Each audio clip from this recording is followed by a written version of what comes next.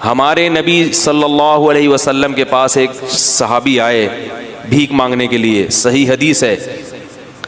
لوگوں کو وہ حدیثیں تو یاد ہوتی ہیں جس میں صدقے کی ترغیب ہے، وہ بھی حدیثیں یاد رکھنی چاہیے. صدقہ کرنا چاہیے، اسٹائل یہ ہونا چاہیے، انداز یہ ہونا چاہیے جو میں آپ کو بتا رہا ہوں.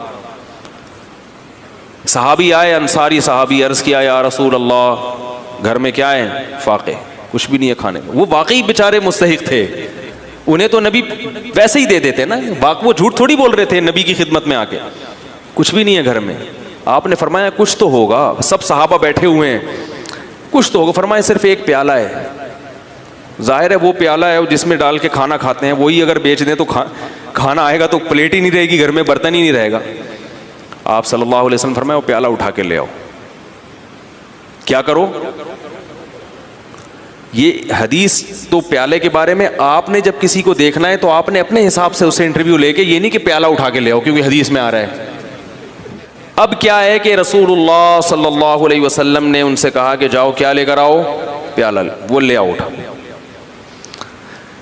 نبی نے ان کو طریقہ سکھا رہے ہیں. کیسا پیارا آپ صلی اللہ علیہ وسلم کی تعلیم کا انداز تھا. آپ یہ بھی تو کہہ سکتے تھے بھائی اس پیالے کو بیچو، یہ خریدو، یوں کرو جاؤ.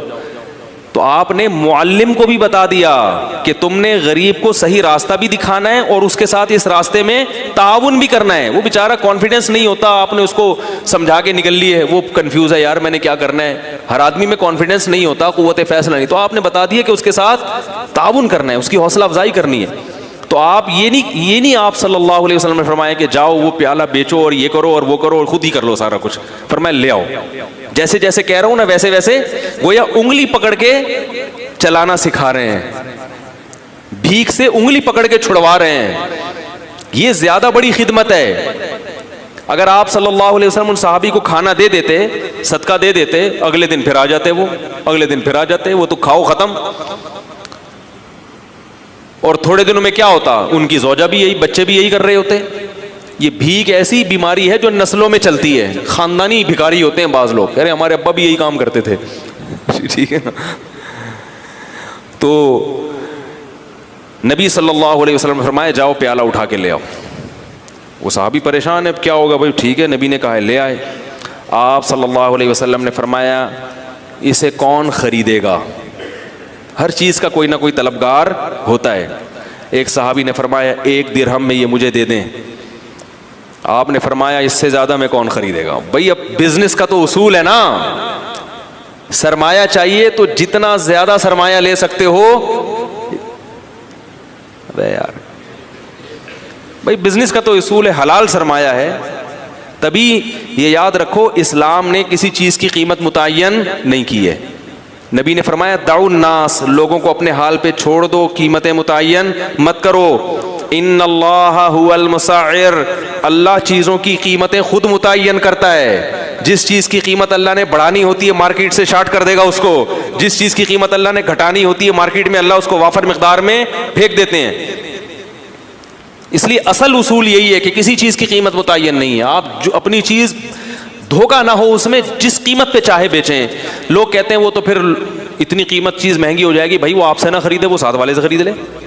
کیا خیال ہے؟ تو وہ تو خود بخود. ہاں گڑبڑ جب ہوگی جب تاجر مل کے آپس میں ایکا کر لیتے ہیں، معاہدہ کر لیتے ہیں کہ اس سے کم پہ نہیں بیچنا، یہ ناجائز ہے.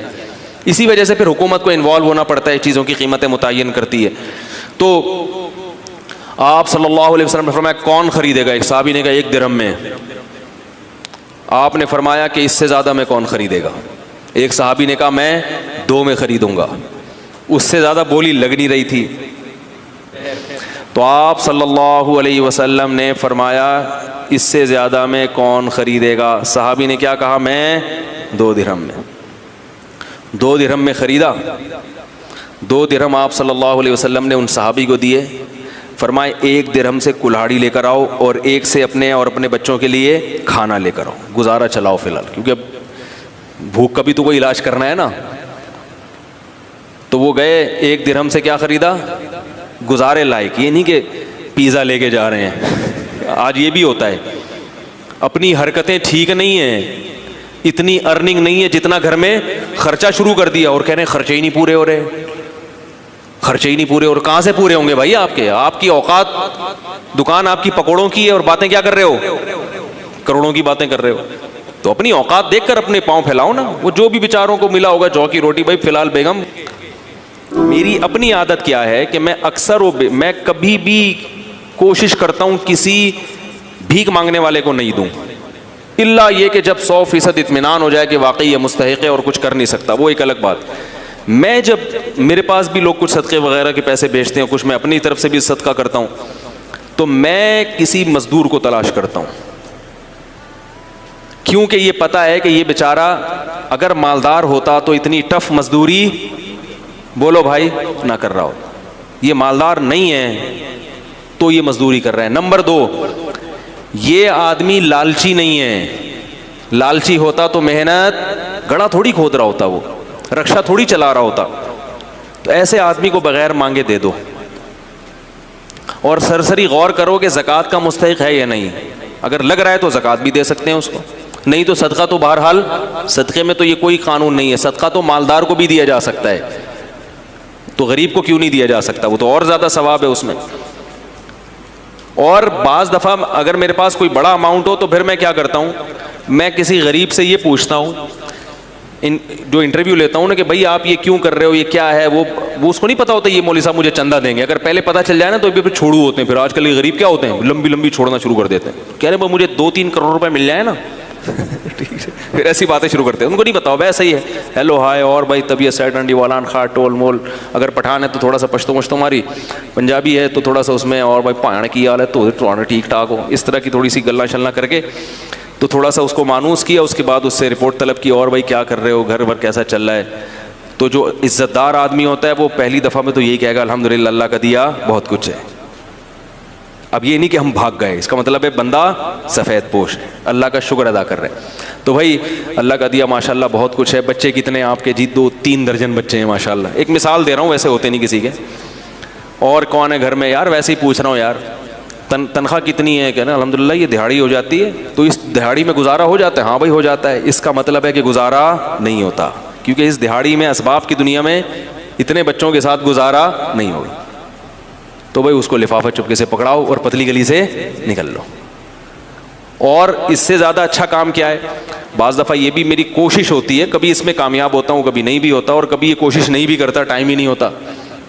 لیکن میں اس لیے آپ کو بتا رہا ہوں کہ بھائی یہ کام کریں گے تو انشاءاللہ انسانیت کی خدمت ہوگی، اپنی قوم کی خدمت ہوگی. اور اپاہج نہ بنائیں لوگوں کو. پھر میں اس سے کہتا ہوں کہ یار یہ آپ اس سے آسان کام کیوں نہیں کر لیتے؟